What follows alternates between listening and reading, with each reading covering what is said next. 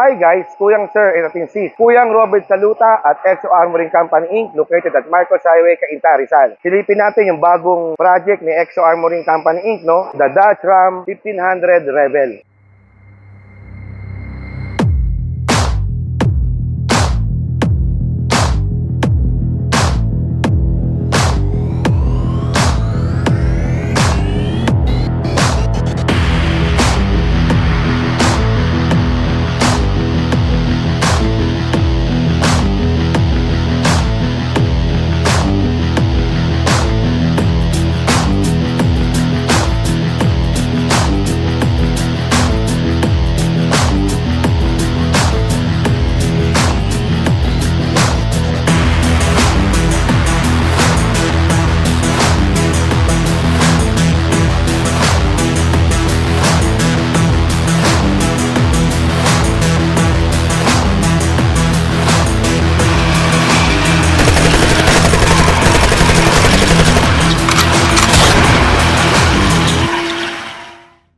Itong unit na to, 5.7 liter na gasoline, no? Ang horsepower niya is 395. So, maganda talagang i-armor natin to, no? Itong unit na to, in-armor ni Exo ng combination ng handgun and assault rifle. Pero ang specs nito is handgun protection. Silipin natin yung loob kung paano ginawa ni Exo dito sa Dodge Ram yung armoring, no? At paanda rin din natin yung kotse. Start natin yung auto. Ganda ng features niya. Well, no, itong protection nito, no, sinabi natin ng combination, no. Itong ating windshield po nito is assault rifle protection and also the backlight. We call it backlight. Ito yung parang pinaka-back glass niya, no, pinaka-back talaga. Assault rifle din po yan, no. And then, the glass of nung mga pintuan natin is designed sa handgun protection. Ito namang body ho natin, medyo special din po to na 3mm steel with Kevlar. So, combination talaga siya, no. And the hinges, same din kung anong ginagawa natin. Ayan po, mga fabricated po yan. Meron pa rin tayo ng mga sinasabi nating overlapping and bullet catcher. Yung ating pong mga hinges, para makita ho ninyo, yan po yung mga ganyan. At saka meron ho tayong pwede ho tayong maglagay ng grease. So, yan po yung mga ating added po sa mga ating hinges, no. And power window, same din po, no. Ayan po. So, ang thickness natin ito, 21 mm, no? Ayan po, up and down. Okay po siya. Same din po before, left and right front. Operable po tayo. Fix po ang ating likod. Meron po tayong armored sa roof. Ito pong handgun, wala pong armored sa floor. So, optional po yan para po sa kung gusto mo ng client. So, meron tayong strap, no? Same sa ginagawa natin, no? Yan po ang purpose niyan, siya yung pipigil sa pinto natin na dumiretso siya. Maliban po dito sa checker, door checker niya, meron pa po tayong strap. Ayan. Ito ang door checker, ito po ang strap. So, dalawa po ang protect niya para hindi agad dumiretso yung ating door. Itong pickup na to, masyadong malaki. Tingnan mo ninyo, na-uphold po ang ating upuan, ang luwag-luwag ho.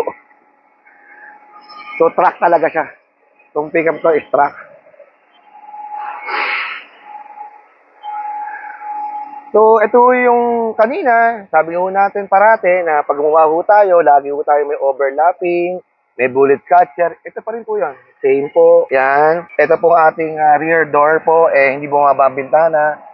Fixed for VIP purpose. Pag dyan sa una ko po, dapat na naipag-usap. Parating sinasabi is the driver or the security. Sa mga pickup na ginagawa natin, no, laging optional kung lalagyan talaga itong bed niya, no. Kasi hindi naman talaga, wala naman itong nilalaman na tao. Kaya ito lang talagang naka-armor sa pickup. Yung portion na to, yan po ang covered niya.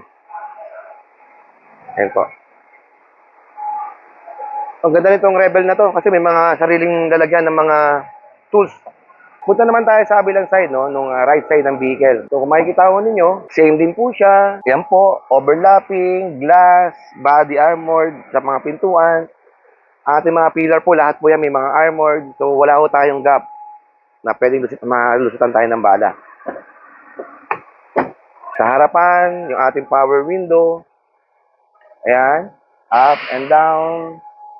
Mabilis po. Ang ating pong suspension upgrade po, mula likuran hanggang harapan ko, palit po yan para makuha natin yung tamang height po niya. Ngayon po, no, dun po tayo sa ating run flat, meron po tayong run flat na nakakabit dito. Yan po yung ating mga run flat. Hindi natin nakikita, no, kasi nasa loob po siya. So, you can run up to 15 kilometers depende sa road condition. Same din po, tayo naman pag naglagay po tayo ng run flat, includes na rin po dito yung ating spare tire. Tayo sa engine bay, no, para makita natin kung ano yung mga ginawa natin dito.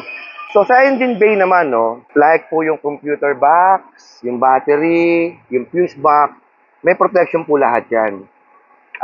Para ho, kung sakaling barilin mo tayo, hindi mo sila tamaan para mag-cause na tumigil po yung ating auto. Kasi, kung ang pansin po ninyo, no, sa sasakyan po, ang nagpapatakbo dyan ay yung gasolina at saka po yung ating mga electronic parts. Yan po yan, mga battery, everything. So, this one naman po sa inside nito, kung ano po yung mga sinasabi po natin before, no, standard na po sa atin na meron po tayong ram bumper.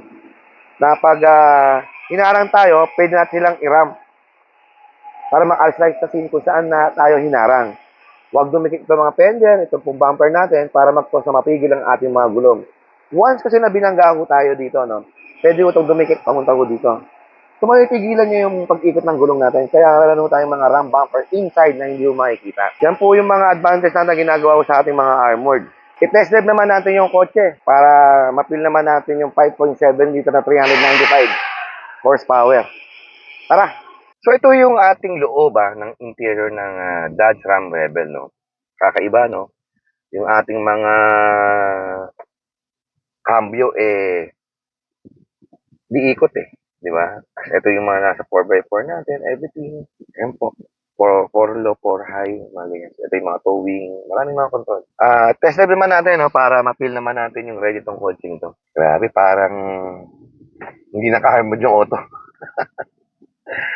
Kakaiba. Iba yung handling niya, walang tagtag, ang lakas ng power. Well, every time po na bago natin i-deliver yung kotse na tinatest drive natin yung nasakyan para malaman natin kung merong mga wind noise or rattle or squeezing sound. Pero siyempre, may lang yung travel natin, no?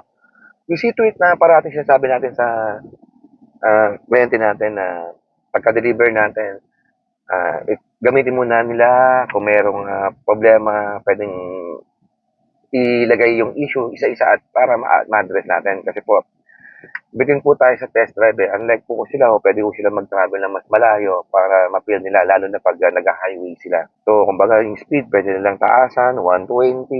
Tayo kasi, ang pinaka-speed lang natin na nagagawa maximum madalas is 100 lang dito. Tulad po niya, no? 100 na ho tayo. Napakaganda ho ng power ng kotse. Braking system, okay naman po siya. Siyempre, every time na nag-armor tayo, no, we explain to the client na once na naka-armor ng kotse, meron tayong distance din na dapat maintain. Hindi pwedeng lagi tayo nakatutok.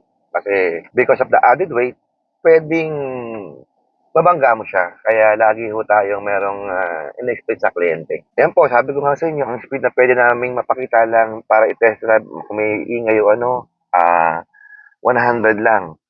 Income sa rattle naman po, naghahanap kami ng mga rough road na pwedeng idaan sa subdivision para ma-feel namin kung meron para maayos natin. And also, syempre, mas magandang mag-drive pagdating ng gabi, mas tahimik po. Pag pauwi ka sa subdivision ninyo, mas maririnig mo kung meron talagang konting ingay.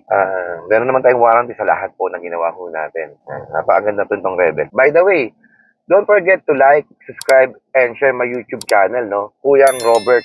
Kung meron kayong inquiry, you can call me at 0917-837-3099. Shoutout nga pala sa ating mga kaibigan, sa ating mga brad sa Masonaria. Magandang araw po sa inyo. Maraming salamat. Thank you very much. God bless.